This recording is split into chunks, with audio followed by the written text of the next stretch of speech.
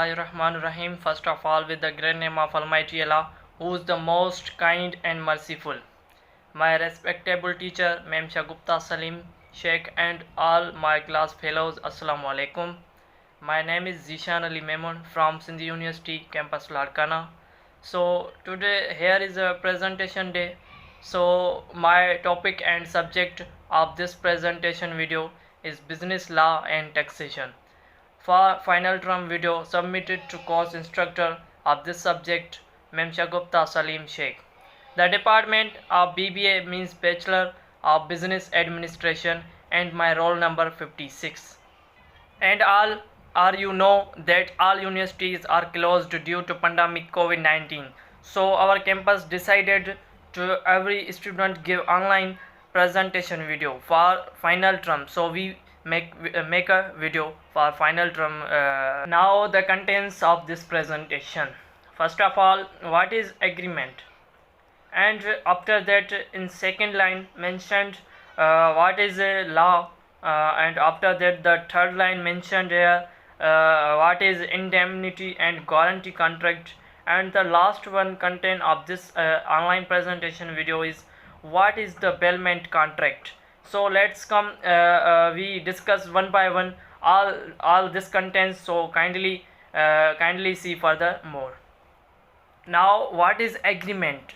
First of all, according to Contract Act 1872, he said that every promise and every set of promises forming the consideration for each other is an agreement. So here is mentioned the word consideration. So what is consideration means something in return. Suppose I give a car my friend for 2 weeks, but my friend back my car after 2 weeks. In the 2 weeks payment will give me and also back my car. So that is that's we say that consideration means something in return. In other words, we say that agreement is an legal parlance. The word agreement is used to mean a promise or commitment or a series of reciprocal promises which constitutes consideration for the parties to contract. So in agreement, one person offers or proposes something to another person who in turn accepts the same. In other words, offer plus acceptance amounts to the agreement, or we can say that an accepted proposal is an agreement. So that is agreement. Now the characteristic of agreement. Number one, benefits of both parties. So it is a characteristic of agreement. So number two, agreement are fully understood. So it is a agreement. So number three, doable, manageable and specific agreement. And number four, sign a written document. So number fifth, well explained, researched and discussed agreement. So number six, two or more parties in agreement. So number seven, agreement of all parties in same sense. So that is the characteristics of all agreements. The main two characteristic of agreement we discuss now.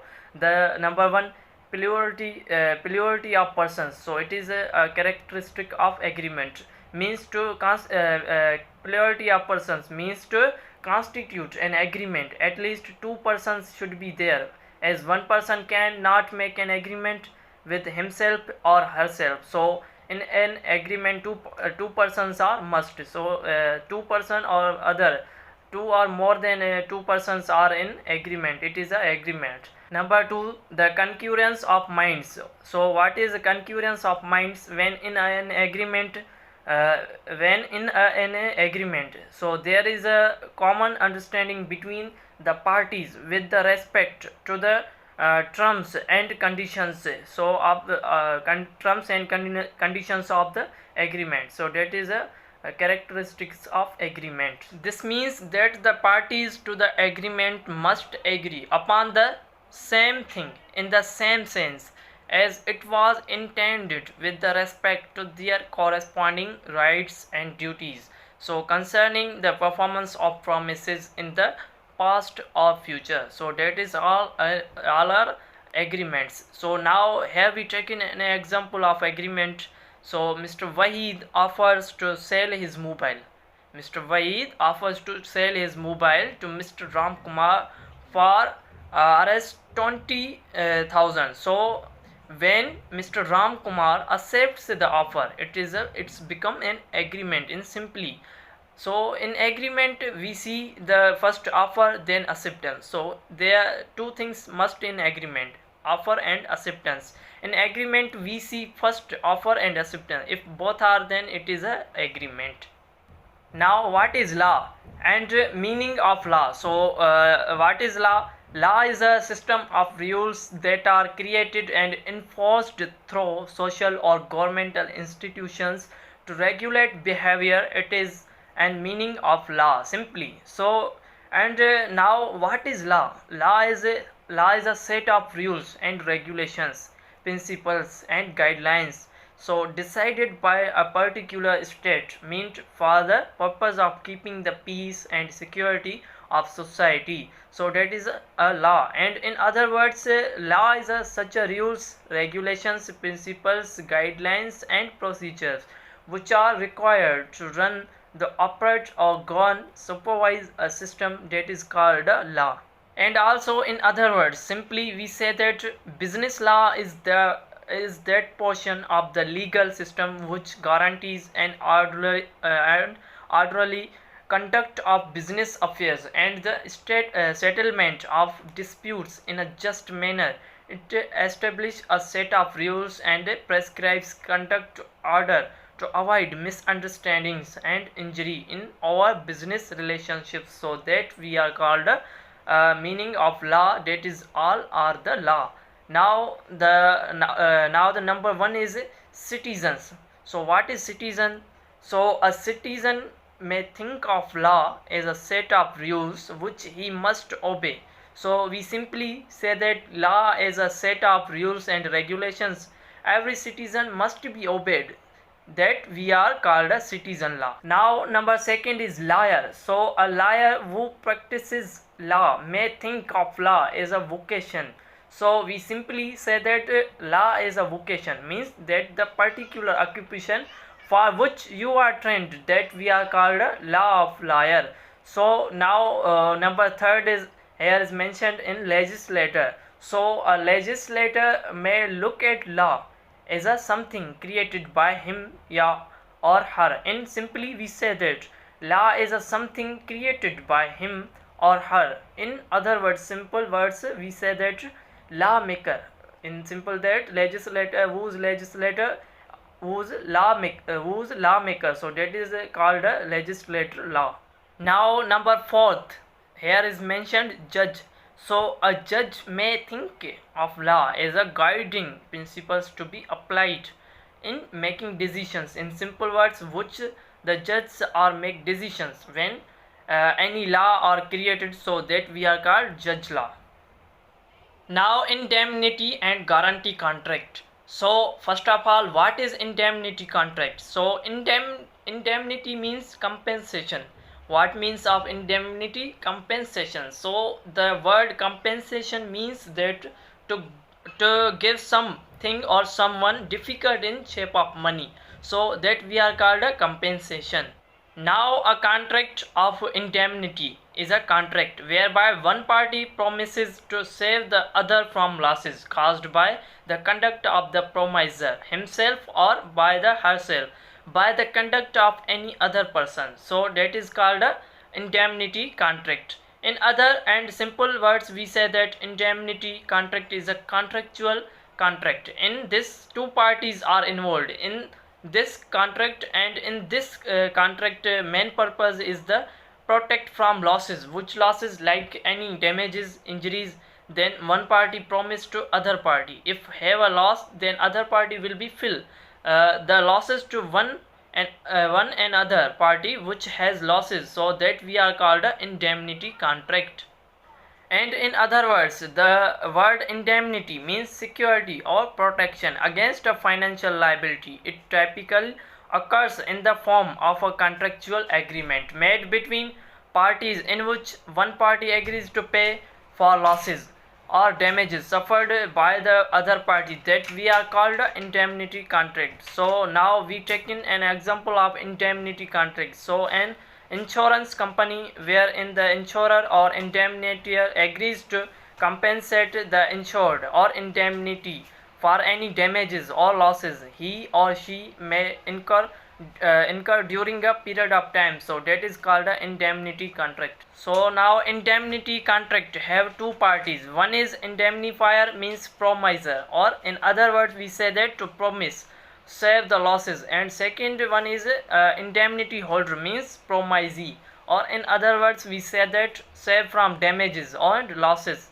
that we are called a indemnity holder. That is all the indemnity contract. Now the guarantee contract. So first of all, what is guarantee? Means that the guarantee is a assurance, and he is a contract of guarantee is a contract to perform the promise, discharge the liabilities of a third person in case of his default. So and in this contract third party are involved. So these are so that is a guarantee contract. There here are three parties are involved in this contracts. Which three parties? Number one, the principal debitor, and number two, the creditor, and number three, of the this contract involved in third party, who is surety. Now we are taking here as an example. Suppose A borrow 1 lakh from B, but B told them, I have not trust to you. Then Mr. C told B to give money to A. I will guarantee of Mr. A.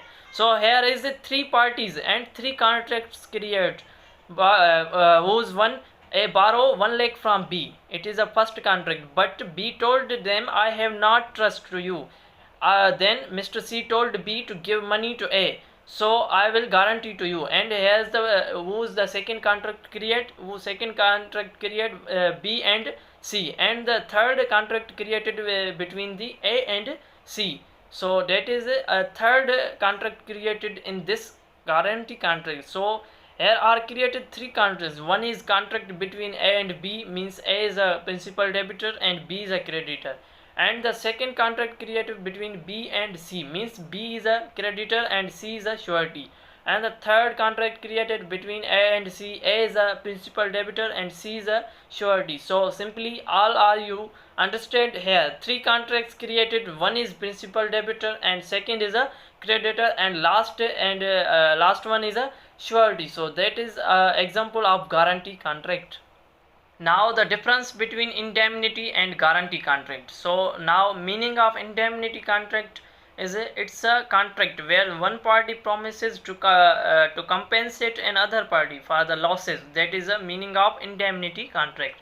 Now meaning of guarantee contract is one party promise to discharge the liability of third person in case of his default. That is meaning a guarantee contract. Now first difference between indemnity contract and guarantee contract. In the indemnity contract has a two parties involved, and one is indemnifier and second is indemnity holder. And in the guarantee contract has a three parties involved. One is principal debit, second is a creditor, and third is a surety. So now second difference between indemnity contract and guarantee contract. In the indemnity contract primary liabilities, and in the guarantee contract as a secondary liabilities. So now the third difference between the indemnity contract and guarantee contract.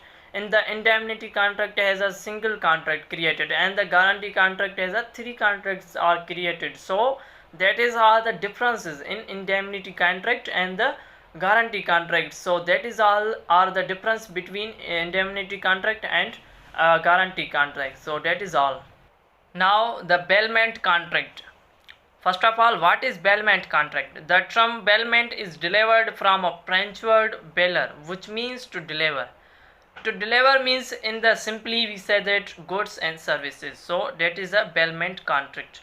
Now a bailment is a delivery of goods by one person to another person for some purpose upon a contract that they shall, when the purpose is accomplished, be returned or otherwise disposed of according the direction of the person delivering them, that we are called a bailment contract. Now we are taking here an example of bailment contract. So Mr. A is a deliver goods to Mr. B, and Mr. B is a sell, or other words return goods to Mr. A. That is called a bailment contract. In this contract have two parties, one is bailer and second is a bailee. So whose bailer, a person or party who deliver goods, that is called a bailer, and whose bailee, a person or party who receive or deliver goods, that is called a bailee. Now essentials of bailment. Number one, there are two parties. Whose two parties, bailer and bailee. And the number second essential of bailment contract, so delivery of goods. In this we say that any goods delivered, that is a bailment contract. And number three, no change of ownership. Suppose A is a bailer, means deliver goods to B, and B is a return goods to A. That is called a no change of ownership. And now the fourth essential of bailment contract, condition of returning. Whose condition of returning means simply we say that I gave mobile to my friend for 1 day, so my friend returned mobile after 1 day. In that condition, which condition? When I gave mobile to my friend, so that is called a condition of returning. And now the fifth essential of bailment contract, the purpose, used to deliver for some purpose. So suppose one person gave car to another person for some purpose, then suppose that car's engine are damaged, then bailee is responsible for car, so that is give money to bailer. So that is all are the essentials of bailment contract. Now the duties of bailee. There are five duties of bailee. Number one, to take care of the goods, it is a duty of bailee. And number two, the bailee cannot to make unauthorized use. Who are not unauthorized used to who deliver goods, so bailee is not unauthorized use. And number three, duty not to mix the goods. And number four, the duty not to give adverse titles. So number last and fifth, duty to return the goods. That all are the duties of bailee.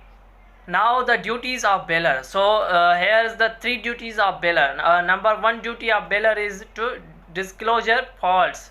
Whose disclosure faults means what is faults? Suppose it is a duty of bailer who give goods to bailee, then bailee return goods to bailer, but in goods have a fault, then bailer tell bailee to which goods when I give you, then goods are okay, but now when you are return goods in me to which a fault, so that is a duty of bailer to tell about bailee.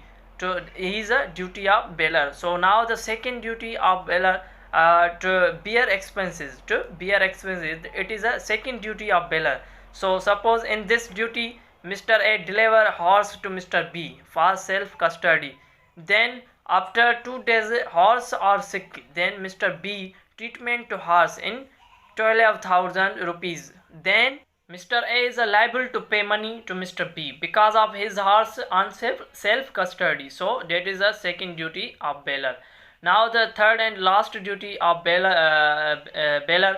So the duty to indemnity the bailee.